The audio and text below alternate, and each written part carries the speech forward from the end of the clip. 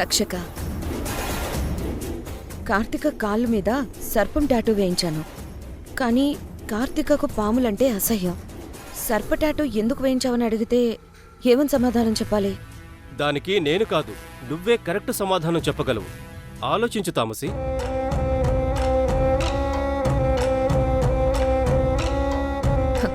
నిజమే, కార్తికకి పొగడ్తలకు లొంగే వీక్నెస్ ఉంది. అయినా పొగడ్తలకి పడని వాళ్ళు ఈ భూమి మీద ఎవరున్నారు? నీ అందం, నీ వంపు సొంపులు పాములా నిగనిగలాడుతూ ఉంటాయి. అందుకే పాము టాటూ వేయించాను అంటే చాలు పడిపోతుంది.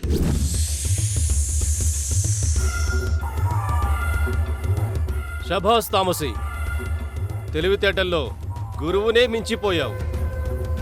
తక్షక, ఆ పాము టాటూ ఎందుకు వేయమన్నానో దాని వెనుకున్న సీక్రెట్ నీకు తెలుసు కదా?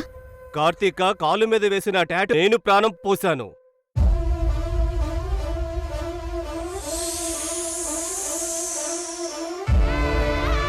ఆ పాము కార్తీక శరీరంలో శాశ్వతంగా ఉంటుంది.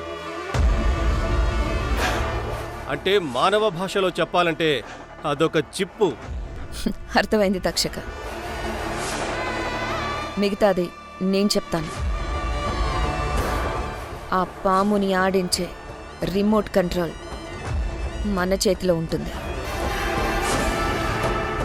కార్తిక్ ఎక్కడుందో ప్రతి క్షణం GPS లాగా ఇన్ఫర్మేషన్ ఇస్తుంది.